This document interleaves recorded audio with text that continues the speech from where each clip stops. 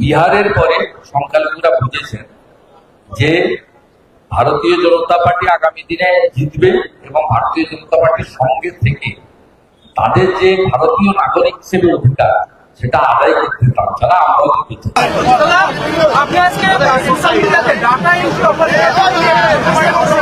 আমি করিনি, election commission কালকে করেছে। আমি সবাইকে জনস্বার্থে প্রচার করেছি যাতে কোথাও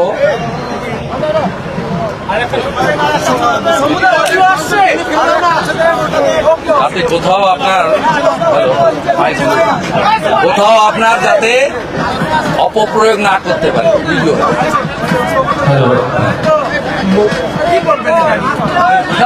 আমরা তো দাবি করেছিলাম আপনি বাংলা সহায়তা কেন্দ্র বিএসকে লোকেরা থার্ড পার্টি, সরকারি কর্মচারী নয়, ওয়েবেলের মাধ্যমে তাদের দিয়ে এই গুরুত্বপূর্ণ ডাটা এন্ট্রি করাবেন কেন? ভুলভাল করলে রেসপন্সিবিলিটি তো বিএলওদের যাবে, ইআরও এআরওদের যাবে। তো ভালোই করেছে।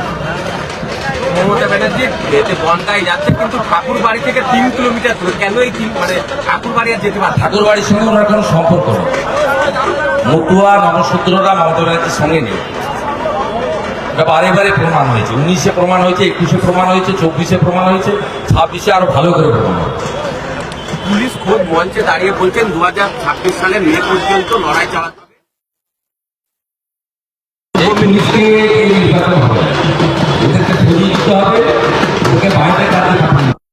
রাখাই যাবে, আমরা যা করার। বিধানসভায় দেখা যাচ্ছে একটা ভিন্ন চিত্র। 1 লক্ষ বাংলাদেশি যারা বেরোতে চাইছেন তারা বলছে বাংলাদেশি 2 রকম আছে, শরণার্থী আর অনুপ্রবেশকারী। আমরা অনুপ্রবেশকারীদের বিরুদ্ধে, শরণার্থীদের পক্ষে। হুমায়ুন কবির বলছেন বেলডাঙ্গাতে বাবরি মসজিদ করা হবে। এটা কি ভোটের আগে সংখ্যালঘু যে ভোটগুলো সেগুলো কি নিয়ে আসার জন্যই তৃণমূলের? আমি এটা নিয়ে মন্তব্য করব। ওনার অর্থ আছে, উনি ইচ্ছা করে তার একটা ধর্মীয় প্রতিষ্ঠান করতে পারেন। আমরাও অনেক জায়গায় মন্দির টন্দির ইত্যাদি। এটা নিয়ে আমার এই মুহূর্তে কোনো মন্তব্য নেই। হুমায়ুন কবির আগে নিজে ঠিক করুন তিনি কি করবেন। উনি আগে নিজে ঠিক করুন, তারপরে আমরা বলবো। উনি তো বলছেন নতুন দল করবেন এবং উনি বলেছেন। তারপরে এখন মমতা ব্যানার্জি ডিএম এর সঙ্গে মিটিং করেছেন, ফুল টুল দিয়েছেন। উনি কি করবেন আগে ঠিক করুন। উনি এর আগেও বলেছিলেন ইউসুফ পাঠান গুজরাটি, আমি তাকে সমর্থন করবো না। তারপরে তো উনি আর নিয়ামত ভাই দুজন, নিয়ামত সাহেব দুজনকে ডেকে টুপি পরিয়ে এগুলো মাঠে নেমে পড়লেন। বললেন যে এই জেলাতে আমরা 70 ভাগ, হিন্দুরা 30 ভাগ, সবকে কেটে ভাগীরথীতে ভাসিয়ে। তারপরে এখন বলছেন আমি বলতে চাইনি, আমাকে দিয়ে মমতা ব্যানার্জি সাম্প্রদায়িক কার্ড ফেলিয়েছে তাই বলতে হয়েছে। উনি আগে নিজের স্ট্যান্ডটা ক্লিয়ার করুন, তারপরে আমরা আফাজ বাহিনীতে লোকেদের পেয়েছি, রাষ্ট্রবাদী মুসলিম, আর সঙ্গে আমাদের ভোট ব্যাংক আছে। আমরা একসঙ্গে কাজ করব। আমরা সুশাসন, বিকাশ, সুরক্ষা, রাষ্ট্রবাদের পক্ষে কাজ করব। এই জেলায় যেভাবে চুরি হচ্ছে এবং গরিব মানুষের অধিকার কেড়ে নেওয়া হচ্ছে, গরিব মানুষ যেভাবে প্রতারিত হচ্ছে, যেভাবে দলে দলে ছেলেরা কাজ না পেয়ে পরিযায়ী শ্রমিক হচ্ছে, এই কাজটা আমরা করতে চাই। আমরা চাই তারা দলমত, বর্ণ, ধর্ম নির্বিশেষে ভারতীয় জনতা পার্টিকে শক্তিশালী করুন এবং নরেন্দ্র মোদীজি তার যত উন্নয়নের কাজ ভারতীয়দের জন্য করছেন, কোন একটা বিশেষ ধর্ম সম্প্রদায়ের জন্য করবেন। ডিসেম্বরে বাংলায় আসছেন প্রধানমন্ত্রী, 13 এবং 14 ডিসেম্বর তিনি আসছেন এবং একাধিক সভা করবেন, একাধিক প্রকল্প।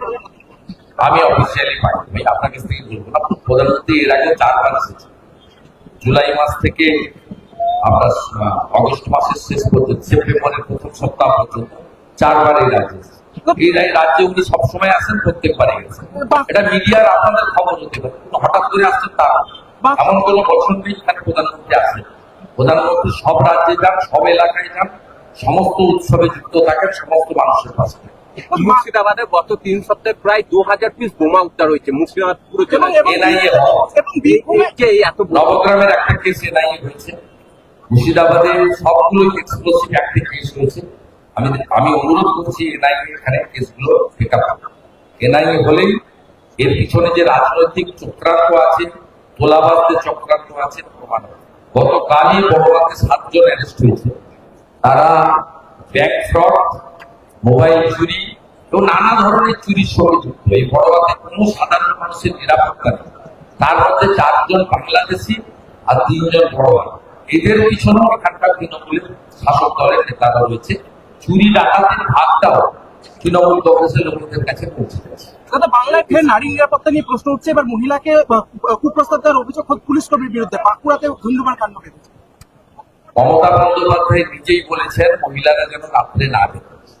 মমতা ব্যানার্জি নিজেই বলেছেন মহিলাদের সুরক্ষা মহিলাদের দেখে নিতে হবে। তাই স্বাভাবিকভাবে এই রাজ্যের মহিলা মুখ্যমন্ত্রী, পুলিশ মন্ত্রী মহিলাদের নিরাপত্তা দিতে ব্যর্থ হন। সেই রাজ্যে তার পুলিশ কর্মচারীরা মহিলাদের উপর অত্যাচার করবে, একটা শিডিউল কাস্ট মহিলার উপর অত্যাচার করেছে বাঁকুড়াতে। অত্যন্ত বিচ্ছিরি ভাবে সেকেন্ড অফিসার অত্যাচার করেছে। আমি এটা নিন্দা করি। এসআইআর আবহে বিজেপিকে সংখ্যালঘু বিরোধী তকমা দিচ্ছে, তাতে কি বিজেপি সংখ্যালঘুদের কাছ থেকে আরো দূরে হয়ে যাচ্ছে আস্তে আস্তে?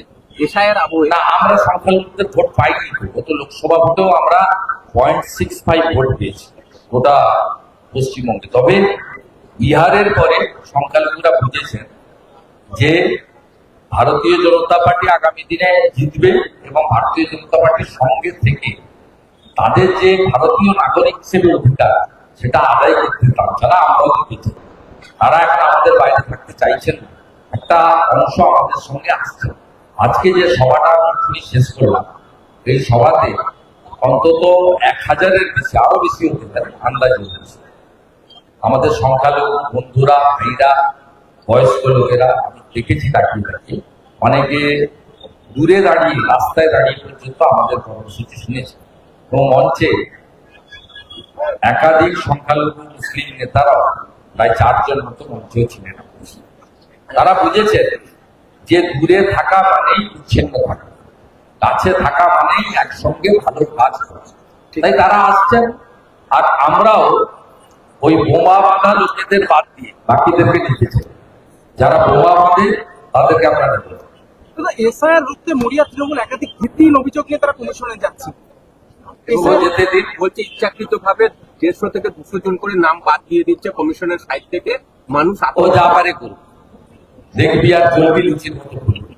দাদা, আর একটা সুব্রত বক্সি, এসআইআরও হবে, ভোটও হবে, আমাদের হাঁটা করবে। দাদা একটা সেটা হচ্ছে সুব্রত বক্সি গিয়েও পূর্ব মেদিনীপুরে তৃণমূলের কোন্দল মেটাতে পারলেন না। বৈঠকে অখিলগিরি থাকলেও ওকে আমি কাউন্ট দেবো। উনি একটা কাউন্ট তো বসিয়ে রেখেছি নৈবিদ্যের লাড়ু সব হাইপে গেছে। পার্টিটা সুব্রত বক্সির হাতে নেই, পার্টিটা এখন চলে গেছে আপনার হাইপে। ঠিক আছে, থ্যাংক ইউ।